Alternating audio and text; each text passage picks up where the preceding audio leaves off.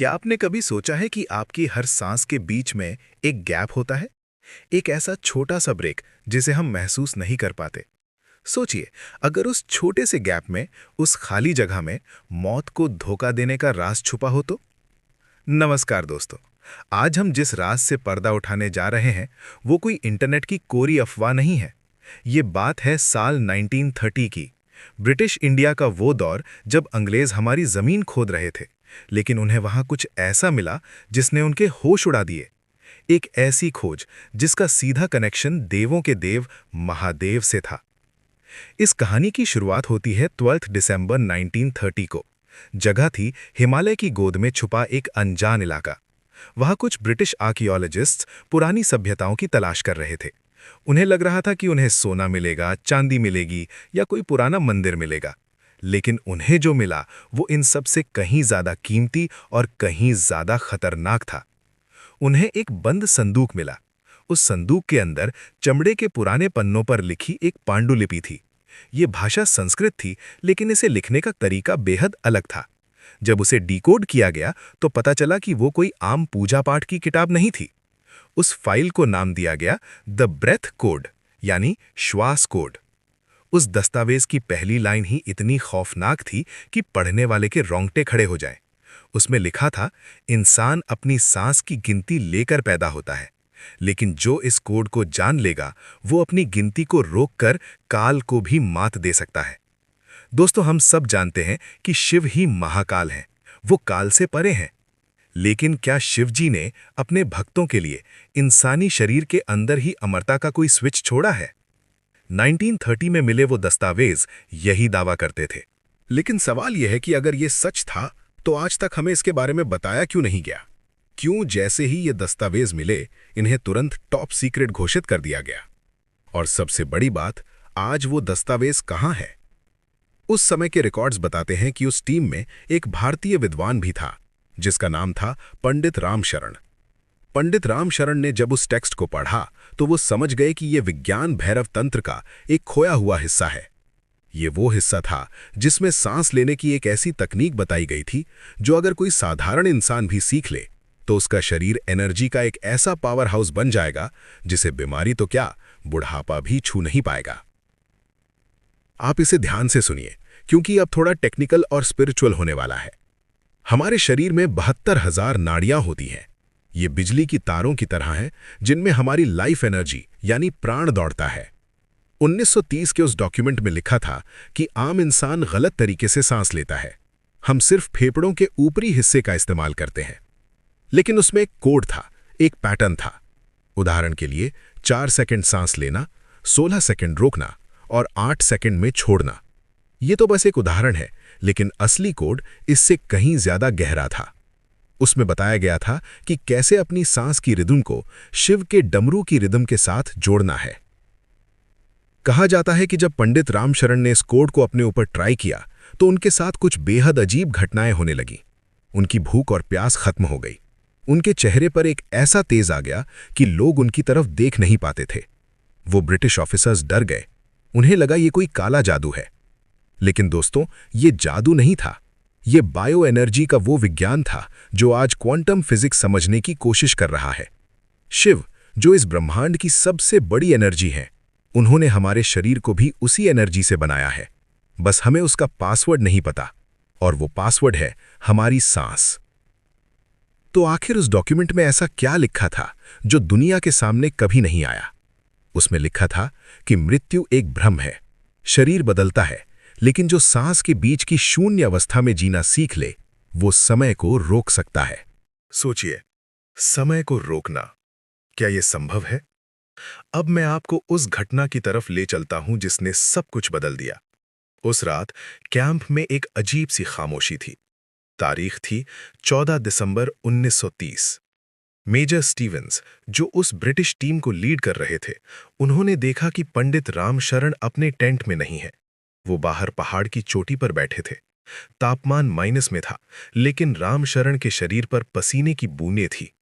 Major Stevens अपनी बंदूक लेकर उनके पास पहुंचे। उन्हें लगा कि ये भारतीय उस कीमती दस्तावेज को लेकर भागने की फिराक में है। स्टीवंस ने चिल्लाकर कहा, पंडित, वो फाइल कहाँ है? लेकिन पंडित रामशरण ने कोई जवाब नहीं दिया। वो एक ऐसी गहरी समाधि में थे जहां बाहर की आवाजें नहीं पहुंचती। स्टीवंस ने गुस्से में उनके कंधे पर हाथ रखा। और दोस्तों, यही वो हुआ जो विज्ञान के नियमों को तोड़ देता है। जैसे ही मेजर ने उन्हें छुआ, उन्हें बिजली का एक इतना तेज झटका लगा कि वो कई फीट दूर जाकर गिरे। ये कोई 220 वोल्ट का करंट नहीं था, ये बायो इलेक्ट्रिसिटी थी। वो ऊर्जा जो उस श्वास कोड का अभ्यास करने से पंडित जी के शरीर में पैदा हो रही थी। उस वक्त पंडित रामशरण ने अपनी आंखें खोली। उनकी आंखों में वो शांति नहीं थी जो साधुओं में होती है, बल्कि एक आग थी, रुद्र की आग। उन्होंने स्टीवंस की तरफ देखा और सिर्फ एक लाइन कही, तुम कागज तो चुरा सकते हो मेजर, लेकिन उस सांस को कैसे चुराओगे जो हवा में नहीं बल्कि तुम्हारे ही अंदर शून्य में छुपी है। अगले ही दिन वो दस्तावेज गायब हो गए। ब्रिटिश रिकॉर्ड्स कहते हैं कि वो फाइल जल गई थी, लेकिन सच्चाई कुछ और थी। कहा जाता है कि उस फाइल को सीक्रेट सर्विस ने जब्त कर लिया और लंदन भेज दिया। क्यों? क्योंकि उन्हें डर था कि अगर गुलाम भारत के लोगों को पता चल गया कि उनके पूर्वजों के पास अमरता और असीमित ऊर्जा का विज्ञान था, तो उन्हें गुलाम बनाए रखना नामुमकिन हो जाएगा। सोचिए, एक ऐसा इंसान जिसे भूख प्यास न लगे, जिसे थकान न हो और जिसका दिमाग सुपर कंप्यूटर से तेज चले। क्या कोई उसे जंजीरों में बांध सकता है? नहीं। इसलिए उस ज्ञान को दबा दिया गया।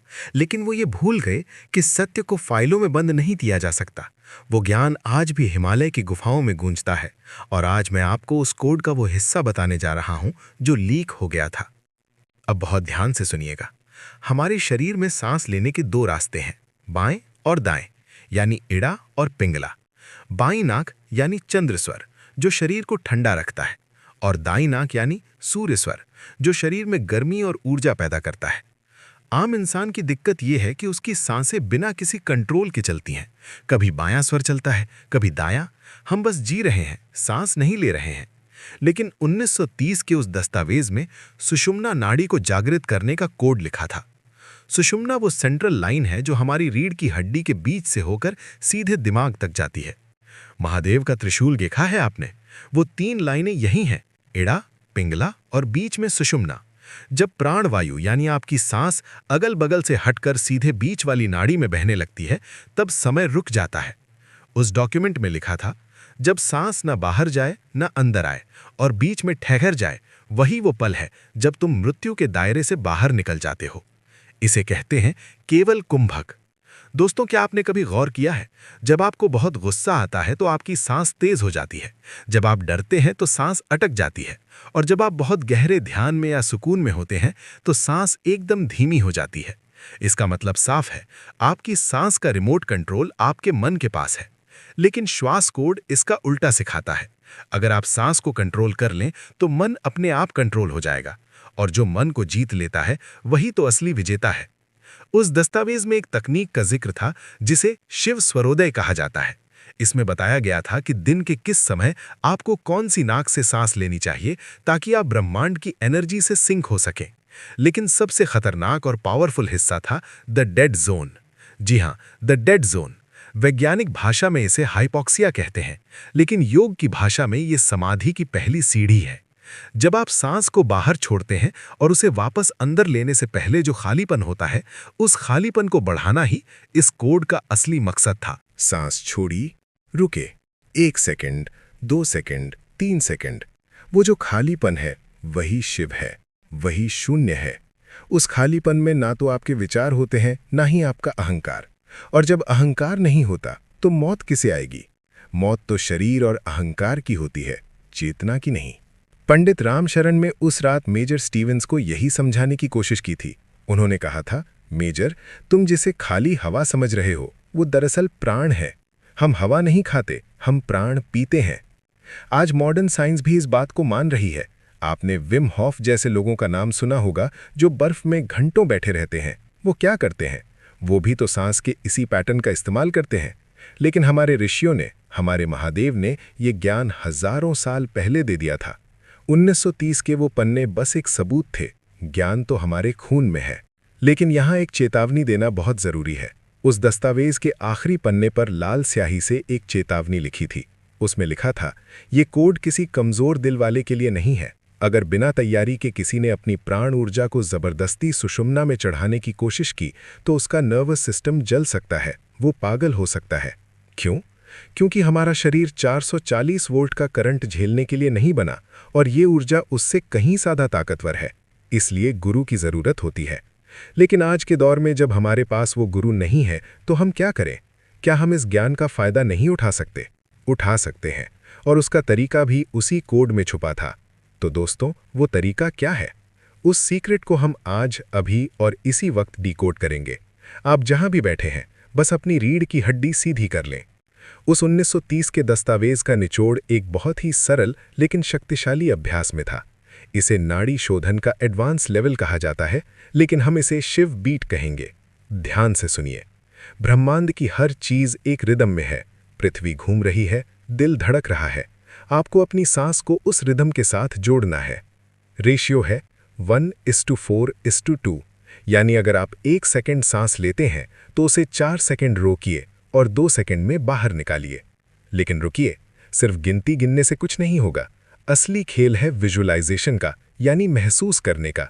जब आप सांस अंदर लें तो महसूस करें कि एक सफ़ेद रोशनी, एक बिजली आपकी रीढ़ की हड्डी के सबसे निचले हिस्से से ऊपर उठ रही है। जब आप सांस को रोकें, कुंभक, तो महसूस करें कि वो रोशनी आपके माथे के बीचों बीच, यानी आपके तीसरे नेत्र, थर्ड आई पर रुक गई है। वहाँ एक धमाका हो रहा है, ऊर्जा का धमाका। और जब सांस बाहर छोड़ें तो महसूस करें कि वो ऊर्जा आपके पूरे शरीर में फैल रही है, आपके हर सेल को, हर कोशिका को नया कर रही है। 1930 में मिले उस कागज में लिखा था कि जो इंसान हर रोज ब्रह्म मुहूर्त में, यानी सुबह 3 से 5 बजे के बीच इस कोड का अभ्यास 21 मिनट तक करता है, 40 दिन के अंदर उसका डीएनए बदलने लगता है। उसकी उम्र थमने लगती है। उसके चेहरे पर वो ओज आ जाता है जिसे देखकर जंगली जानवर भी शांत हो जाते हैं। आपको क्या लगता है, हमारे पूर्वज जो 100-150 साल तक बिना किसी बीमारी के जीते थे, वो क्या कोई जादू था? नहीं, वो यही विज्ञान था। वो अपनी सांसों को खर्च नहीं करते थे, वो उन्हें निवेश, इन्वेस्ट करते थे। कछुआ 1 मिनट में सिर्फ 4 बार सांस लेता है और वो 300 साल जीता है। कुत्ता 1 मिनट में 24 बार सांस लेता है और वो सिर्फ 10-12 साल जीता है। गणित बहुत सरल है दोस्तों, जितनी कम और गहरी सांस, उतनी लंबी जिंदगी। महामृत्युंजय मंत्र का भी यही अर्थ है।